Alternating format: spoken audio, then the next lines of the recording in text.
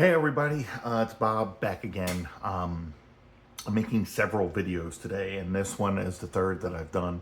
Um, Elvira'S House of Mystery, number 4, Peekaboo.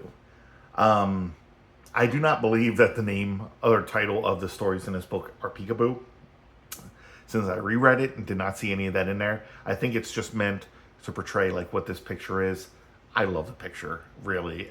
If this wasn't colored in, I would actually think it's probably insanely awesome. It would have just been this high contrast black and white, and it would have looked great. Um, I don't know, something about old coloring that kind of comes through with this. I love it. Anyway, it's a great pick. Not as great as this one. This is an awesome picture. I wish I could do this. I have this picture of Elvira here that I do not feel is anywhere near as good as this one. I love it. The whole thing is incredible. But anyway, unfortunately for this book, this is the only picture of Elvira we're going to get. This is it. As we know, Elvira is in the House of Mystery, and the house, which is an entity, is making her look for Cain.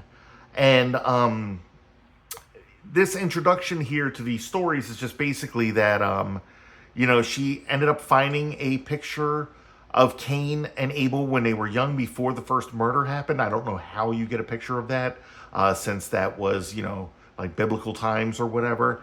I don't know, but it's basically her just making a few jokes in the house, trying to shut her up or whatever, and it's kind of funny.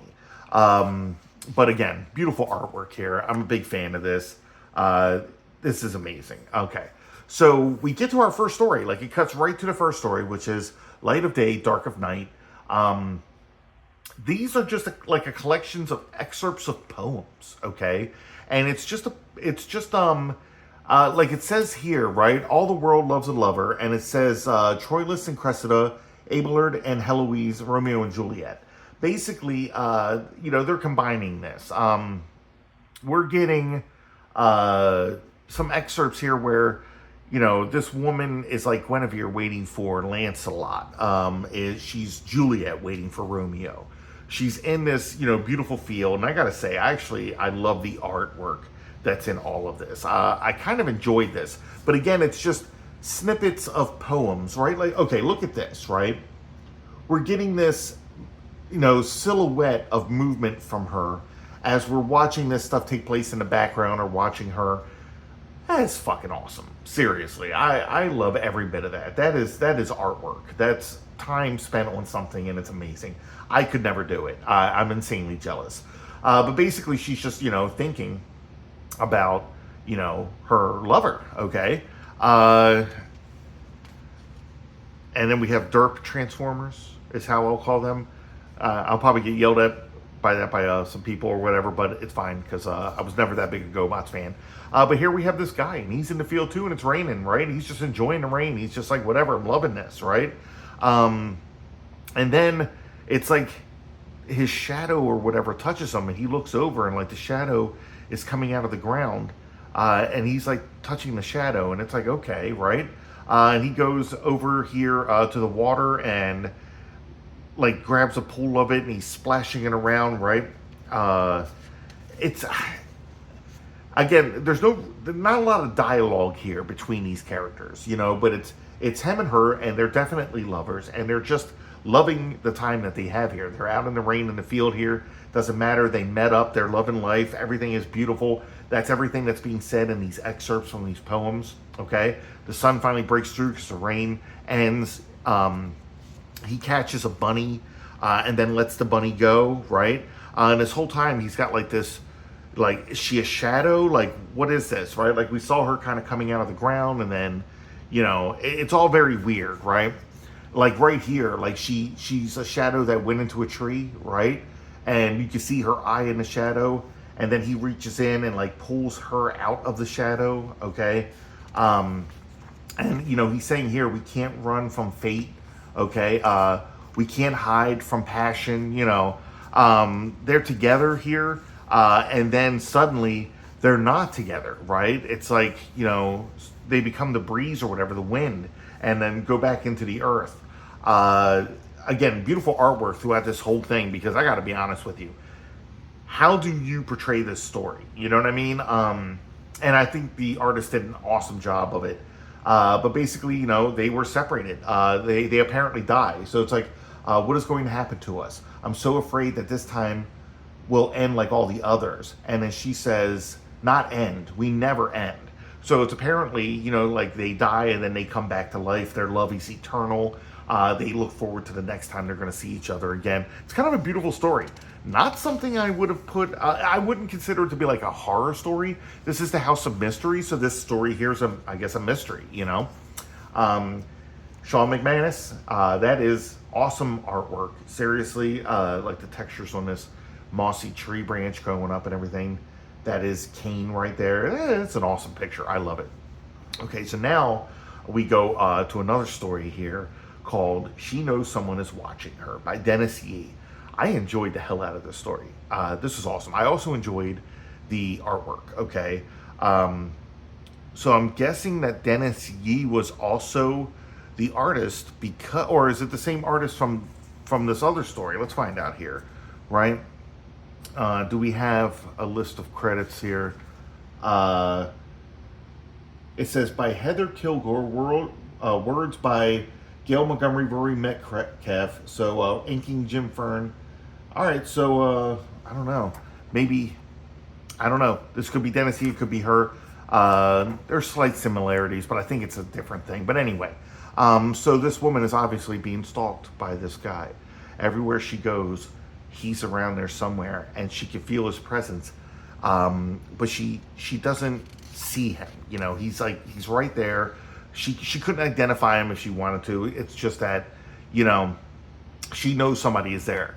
Because when she goes to work, she has a gift waiting for her. Or she receives a phone call, and then the phone call will end in silence. Or she'll get a phone call from home and end up receiving calls all night long, even though her number was unlisted. Somehow this person got a hold of it. And then there she is out on a date with somebody, and this guy is around, and she can feel, that she's being watched. And then she receives a letter from the guy, and the letter is like, you shouldn't be dating. These other men aren't good enough for you. The only person good enough for you is me. So she debates in her head, should she get her brother to maybe confront this guy or protect her or something like that? But then she's like, no, my brother went to jail for protecting me from an ex-boyfriend or whatever, and I can't do that to him again, and I don't want any of these people, men I'm talking to or whatever, to handle this. So she calls the police, and she lets the police know, no, he's never done anything. He's never threatened her. He's never done anything other than send her some candy or call her or whatever. And then the police are like, well, I'm sorry, but, there's nothing we can do, A crime hasn't been committed yet. You always got to wait for the crime to be committed before, somebody can get involved with it.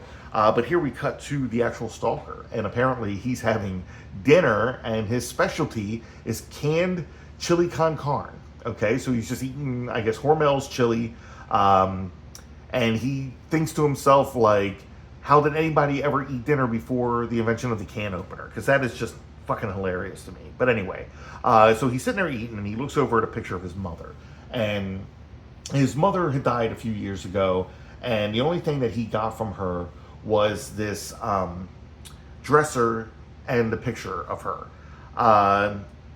And he's sitting there thinking, mother always took care of him. Mother was the only woman in his life, and he should probably do what his mother had always told him to do, and that's to get a girlfriend or a wife or something. And he's thinking, well, maybe that girl is the one for me, okay? So here we still have, her name is Christine Holloway, by the way. And she's sitting here and she's trying to think of what to do, right? She can't receive help from law enforcement. She doesn't want to get the men in her life in trouble with something like this, right? Or put them in any kind of danger, okay? So she decides to herself, she knows exactly what she's going to do. She has literally been waiting around for a phone call from the guy because he's going to call. So this time she answers the phone and she just greets him with a hello. And then she says, hey, maybe we should meet for coffee. Why don't we meet tomorrow night at 8 o'clock at this diner and we'll get a cup of coffee? And there's a long pause of silence before the guy's like, you know what? We'll do that. And he hangs up the phone. So the next night, she's getting ready to go to the diner, and she decides, She doesn't know if she's actually in danger, but why take chances? She's going to take a gun with her, okay? So this guy, we cut to his apartment, and he can't do it. Like, his body is numb. He can't get off the bed. He can't put his shoes on. He's supposed to be going to meet this girl, but he can't do it, right? And he doesn't understand what's wrong with him, but he's just like kind of filled with fear. And then he looks over at the picture of his mother, and he's like, I wish my mom was here because she would know what to do. But then he hears his mom's voice, and his mom's voice is like, Roy, you've been a bad boy again. And Roy is just like, oh, fuck, right? Because apparently that's what his mother always used to tell him, right? And he could see her in the picture, her mouth moving and saying, Roy, you've been a bad boy again. And I'll just read the excerpts here because this is going to imply several things. But she was always telling him he was bad, never good. She was always telling him what to do. He remembers how she used to always make him sleep with his hands above the covers, where she could see them. He remembers how she punished him when she found his magazines. I was a little blown away with this. This is a book from like 1986, a comic book, so kids would pick this up. And this is basically we're seeing the psychosis of this guy who, you know, was like apparently berated by his mother for masturbating when he was a kid. And being called a bad boy or whatever, and then kind of creating this psycho stalker or whatever, right? And it was here, it's like he shed real tears when she passed away, as real as the relief he felt. He thought he had gotten away from her, right? But there she is in the mirror while he's washing his face. Roy, you've been a bad boy again. He runs out of there like, fuck no, mom, no. He's like, oh, my head is killing me. I'll turn on the TV. And also I'll get a beer because a beer usually helps me relax. But then his mom's head's in the fridge and she's like, Roy, you've been a bad boy again. And everywhere he goes, Roy, you've been a bad boy again. He turns on the TV, Roy, you've been a bad boy again. So finally, Roy is like, he promises his mother that he will not be a bad boy anymore. He will not be a bad boy anymore. And he promises he won't follow this girl, Christine, anymore, because doing anything sexual, which is something that could happen, is him being a bad boy, right? So he promises that he won't do it, so he never goes and meets up with Christine, right? So Christine apparently waits 3 hours in this diner for this guy to show up. And, you know, for the first hour, apparently, she got incredibly angry about him not showing up. And then the second hour was anger and a mixture of relief. And then the third hour she was there was just relief that this man never showed up. Never put her in a horrible, potentially deadly situation, right? But she knew somehow that because this guy never showed up, that she's not going to be bothered ever again by this guy. So she starts to walk home, but she still has the feeling that someone is watching her, which is the head of this mother. So that one's the weird part to me. Like, I love this story, right? But it's like, this woman, okay, like her son has issues. Maybe he was a chronic masturbator or whatever, and she had to force him to do that. But I don't know. I mean, he was a boy, so like, you know, people do whatever. But here she is, like, she's like the savior of this woman because she like berated her child for doing what people do or whatever. I don't know. It's kind of a weird ending to have her head above her, like smiling, like she's a guardian angel of this woman and protected her. Unless she kind of knew that her son was disturbed and that she was always out there to ensure that her son wouldn't go and like attack some innocent woman or something like that. So this must be that picture of Cain and Abel circa 1970. So is that before the murder happened? I thought they were the first victim and the first murderer. But anyway, and then I wish I could, if I could, I would join the Elvira fan club today. But that was it. That's the end of Elvira's House of Mystery #4. Very little Elvira, so that's a little disappointing, but I did enjoy the artwork and the stories that were in it. Okay, guys, my name is Bob. I'm a comic book artist. I'm trying to build an audience here. If you like the video, please hit like. It helps my channel grow, and it doesn't cost you anything to just hit that thumbs up. If you want to see more videos like this, hit subscribe, so that way you can be notified of any new videos that are coming out. All right, people, thanks for watching. See ya.